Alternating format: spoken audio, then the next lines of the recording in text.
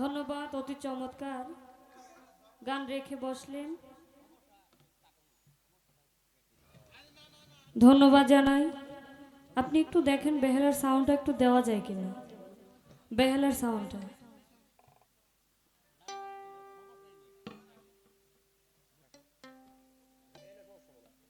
ধন্যবাদ, চমৎকার গান করেছেন। একটি গান শুনলাম, সে আবার কেমন মানুষ যার জন্য ঘুরে বেড়ায়। আমিও মানুষ, তুমিও মানুষ, মানুষ আমরা সবাই। তো এখানে কিছু কথা না বললেই নয়। চমৎকার গান করে গেছেন। আসলে মানুষ আমাদের আজকে যার স্মরণে গান সুরেন্দ্র সাধু, তাকে কি মানুষ বলা যায় কিনা? তিনি কি সাধারণ কোনো মানুষ কিনা?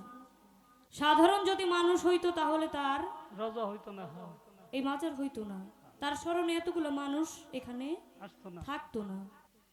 কারণ সাধারণ মানুষ যখন মৃত্যুবরণ করে তার কি কবর হয়ে যায়। সকলের কি মাজার হয় নাকি? সকলের মাজার হয় না। তাহলে আমিও মানুষ, যার মাজার হইল সেও কি মানুষ আমার মতোই? একটু চিন্তার বিষয় না? আসলে বাবা, মানুষকে কোরআনে 7টি নামে আখ্যায়িত করা হয়েছে। এই মানুষকে, মানুষের একটি নাম ইনসান, যেটা কোরআনে পাওয়া যায়। ইনসান শব্দের অর্থ যে ইনসাফ করে। এই মানুষের আরেকটা নাম আছে আমানু, অর্থাৎ বিশ্বাসী। মানুষের আরেকটি নাম হচ্ছে বাশার, যে মাটির মানুষ। এবং মানুষের আরেকটি নাম হচ্ছে শায়েক, অর্থাৎ শুদ্ধ। সাধুগুর বৈষ্ণব যারা, তাদেরকে কি শায়েক নামে আখ্যায়িত করা হয়। এই মানুষেরই আরেকটি নাম আছে মুমিন, যে কি যার কলবে স্বয়ং আল্লাহ তাআলা নিজেই বিরাজ করে, তাকে মুমিন বলা হয়। এই মানুষের কিন্তু নাম যেগুলো কোরআনের মধ্যে পাওয়া যায়। তা আসলে মানুষ জাতটা হচ্ছে তিনটা জাতের মধ্যে আম মানুষ, অর্থাৎ সাধারণ মানুষ যারা আমরা, আমি সাধারণ মানুষ। আমি মৃত্যুবরণ করলে আমার কি কবর হবে। এবং যারা আম মানুষ, আমি আম মানুষ। এবং যারা খাস মানুষ, অর্থাৎ অলি আউলিয়াগণ, তাদের কবর হয় না, তাদের কি মাজার হয়।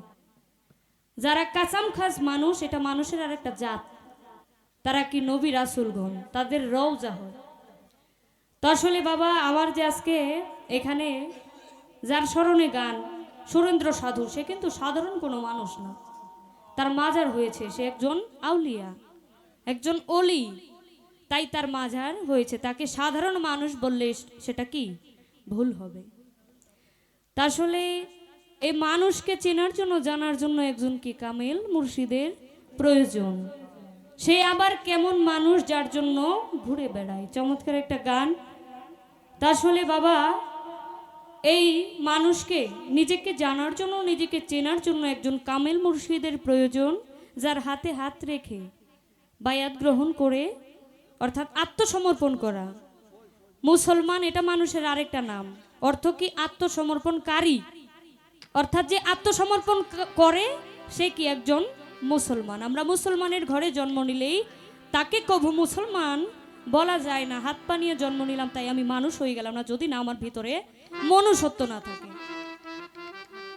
তাহলে আবার ময়মনসিংহের সাধক জালাল উদ্দিন খা, সাউন্ডটা চলে গেছে, এটা যেন আগের মতোই থাকে। একটি গান লিখেছেন, এই গানটি আমি রাখার চেষ্টা করব, মনে পড়লো তাই গানটি রাখি।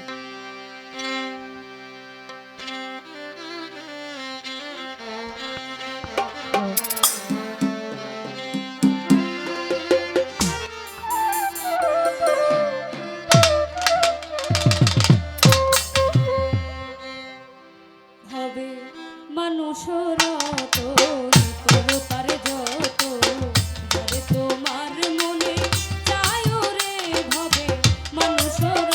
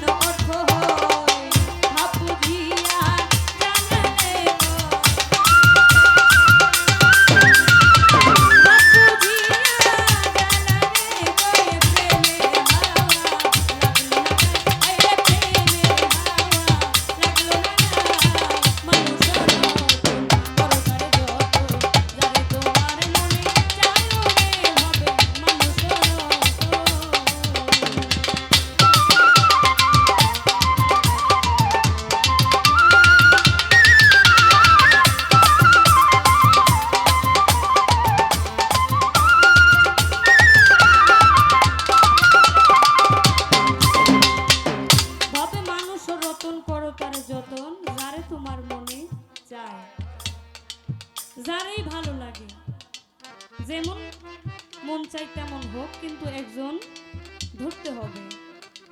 একজন মুর্শিদ যে কি একজন পথ প্রদর্শক,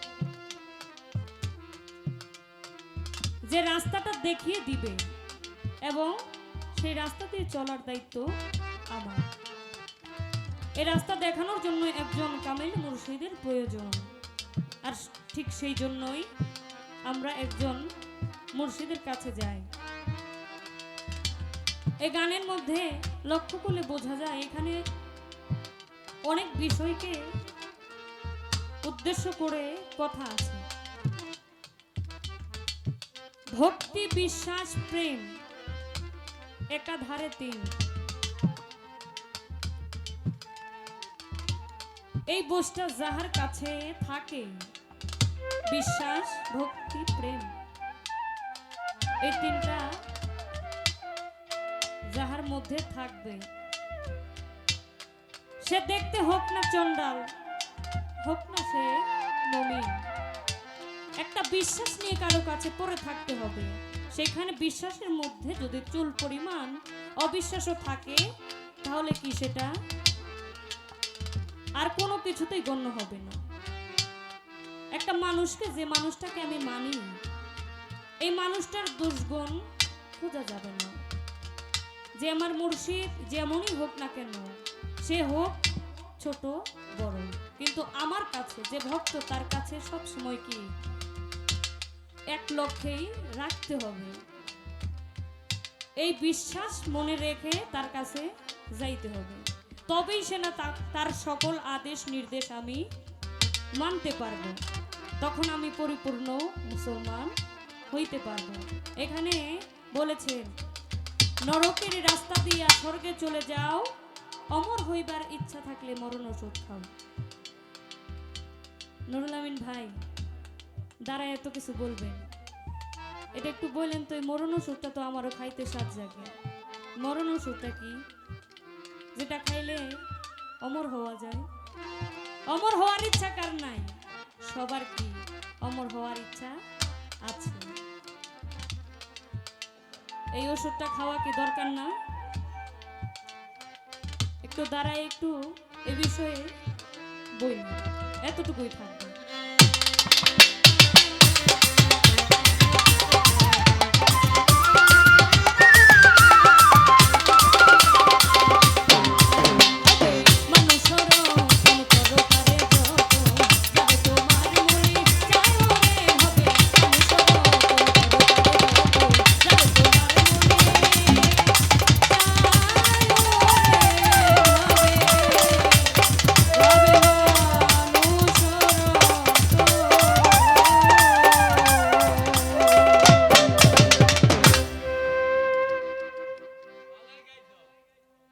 ধন্যবাদ। তো বিচ্ছেদ গানের আদেশ আছে, আমার জায়গা থেকে একটি বিচ্ছেদ গান রাখবো।